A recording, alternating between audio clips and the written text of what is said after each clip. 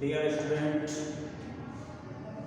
Online classes में आपका हार्दिक स्वागत है। आज हम कक्षा 12वीं के पाठ एक मानव भूगोल के उसकी परिभाषाएं और उसकी प्रमुख संकल्पनाएं के बारे में हम अध्ययन करेंगे। जैसा कि आप जानते हैं कि मानव भूगोल के जनक फ्रेडरिक रैटजेल को कहा जाता है, जो कि जर्मनी के निवासी थे। मानव भूगोल के अंतर्गत अनेक भूगोलवेत्ताओं ने कई अपनी परिभाषाएं प्रस्तुत की, जिनमें अमेरिका की भूगोलवेत्ता एलन कुमारी चर्चिल सैंपल की परिभाषा प्रमुख है, जो कि फ्रेडरिक रैटजेल की प्रमुख शिष्या थी। तो फ्रेडरिक रैटजेल की बात करें हम, फ्रेडरिक रैटजेल ये जर्मनी के मूल निवासी थे और जिन्हें मानव भूगोल के पिता कहा जाता है। फ्रेडरिक रैटजेल की शिष्या एलन कुमारी चर्चिल सैंपल, एलन कुमारी चर्चिल सैंपल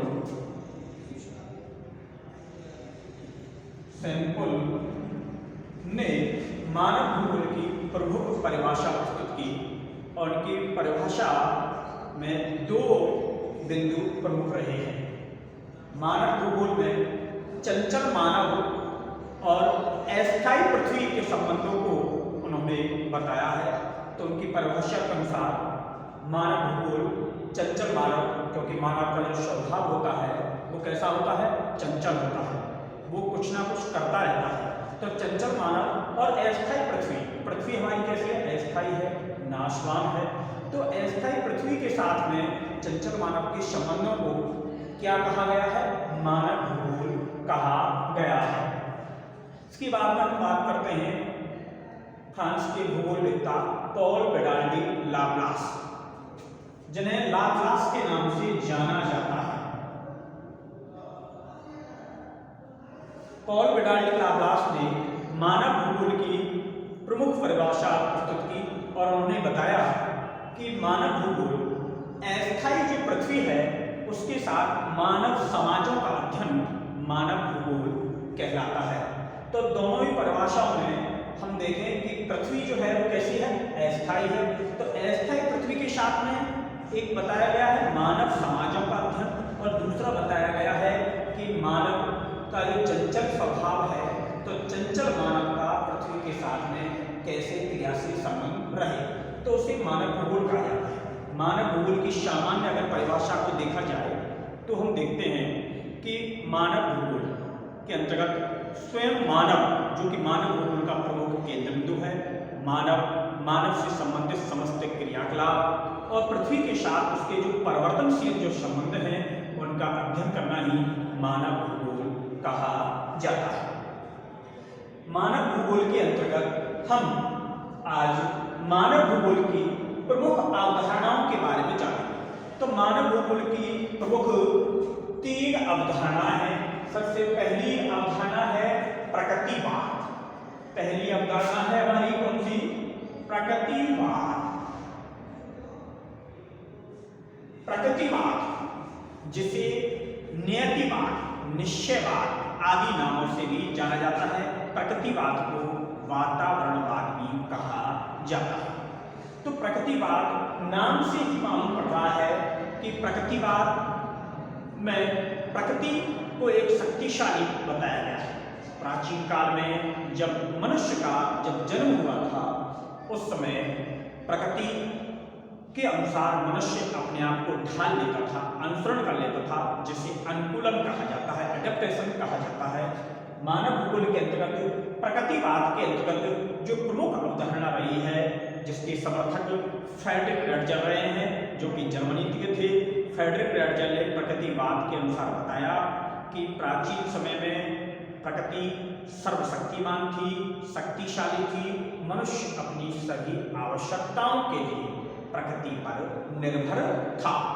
तो वो प्रकृति के साथ में एडजस्टमेंट बिठा लेता था, सामंजस्य बिठा लेता था, उस सामंजस्य को ही अनुकूलन कहा जाता है, तो जिसे प्रकृतिवाद की धारणा कहा जाता है।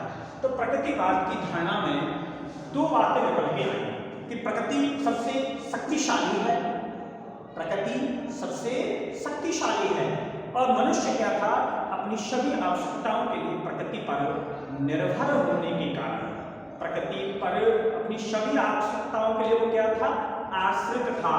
अपनी सभी आवश्यकताओं को वो प्रकृति से पूरा करता था। इसीलिए यहाँ प्रकृति शक्तिशाली थी और मनुष्य असहाय था। प्रकृति का मनुष्य पर नियंत्रण था, पूरी तरह से नियंत्रण था मनुष्य पर प्रकृति का। तो जिसके कारण से इस अवधारणा के अंतर्गत में क्या कहा गया, उसे प्रकृतिवाद कहा गया, अर्थात प्रकृति का मनुष्य पर पूरी तरह से नियंत्रण होना, जिसे प्रकृतिवाद कहा गया। मनुष्य अपनी आवश्यकताओं के लिए प्रकृति पर, पृथ्वी पर निर्भर था, इसीलिए से प्रकृतिवाद कहा जाता है। अब हम बात करते हैं दूसरी अवधारणा की। तो दूसरी अवधारणा है संभववाद।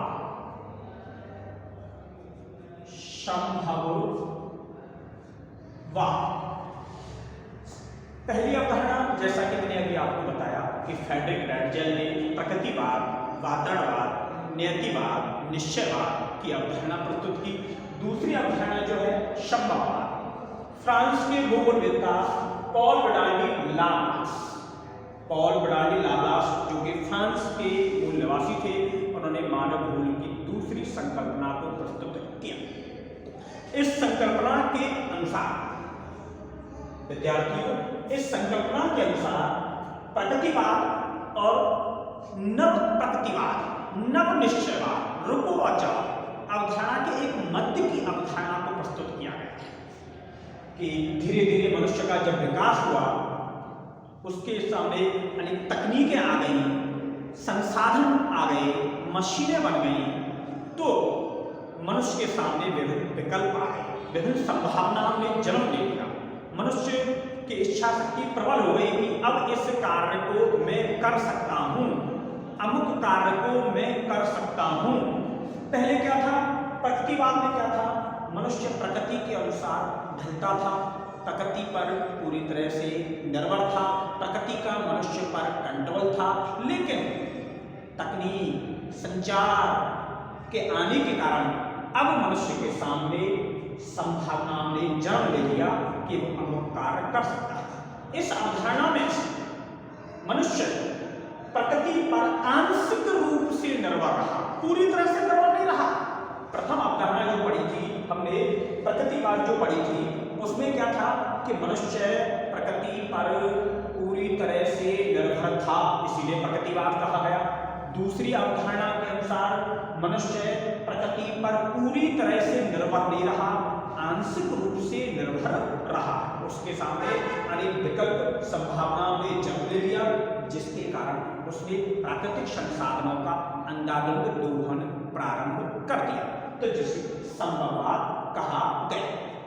अब मानव भूगोल की हम तीसरी संकल्पना के बारे में आते हैं। वो संभावना है हमारी कौन सी है, प्रकृतिवाद जो लिखा हुआ है, इसी प्रकृतिवाद के सामने एक नया शब्द जुड़ गया, नव प्रकृतिवाद। नव प्रकृतिवाद, नव निश्चयवाद, नव नियतिवाद, हम कह सकते हैं इसे गो एंड स्टॉप, रुको व जाओ की अवधारणा। तो विद्यार्थियों देखिए, नव प्रकृतिवाद की अवधारणा के प्रवर्तक ऑस्ट्रेलिया के मूल निवासी ग्रिफिथ टेलर थे, जो कि बाद में अमेरिका में बस गए थे।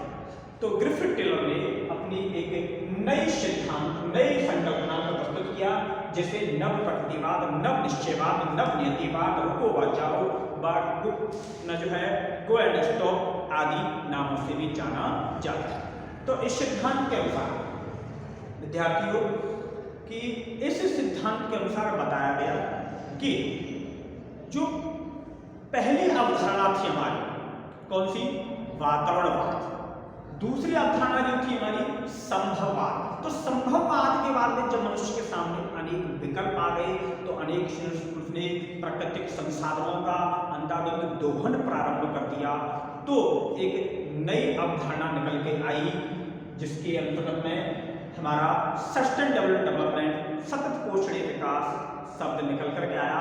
इस सतत पोषणीय विकास के अंतर्गत में प्राकृतिक संसाधनों का जब धुआंधार उपयोग किया गया, जब अंधाधुंध दोहन किया गया, जब उन संसाधनों के समाप्त होने से पूरा विश्व चिंतित हो गया, तो एक अवधारणा निकल के आई सतत पोषणीय विकास। सतत पोषणीय विकास के अंतर्गत संसाधनों का उचित व विवेकपूर्ण उपयोग करना शामिल किया गया, जिसके अंतर्गत मनुष्य के सामने अनेक संसाधनों के उपयोग के विकल्प निकल करके सामने आ गए। तो अब हम बात करते हैं नवनियतिवाद। नवनियतिवाद की अवधारणा के अंतर्गत प्रमुख रूप से बताया गया है कि मनुष्य और पृथ्वी के संबंध कैसे होने चाहिए, कि पृथ्वी जो है और मनुष्य जो है उसके संबंधों के बारे में बताया गया। क्या बताया गया कि मनुष्य पृथ्वी का स्वामी नहीं है और पृथ्वी मनुष्य की दास नहीं है। ऐसा नहीं है कि मनुष्य उसका स्वामी बन जाए और उसका प्राकृतिक संसाधनों का अंधाधुंध उपयोग करे, ऐसा नहीं होना चाहिए। तो आज हमने 3 अवधारणाओं को पढ़ा। कौन कौन सी अवधारणा? पहली अवधारणा प्रकृतिवाद, जिसमें प्रकृति शक्तिशाली होती है और मनुष्य उस पर आश्रित होता है। दूसरी अवधारणा संभववाद की अवधारणा, इसमें मनुष्य के सामने अनेक संभावना ने जन्म ले लिया। और तीसरी अवधारणा में कि प्रकृति के साथ सामंजस्य बना करके मनुष्य का विकास करना शामिल है। आज के लिए इतना ही।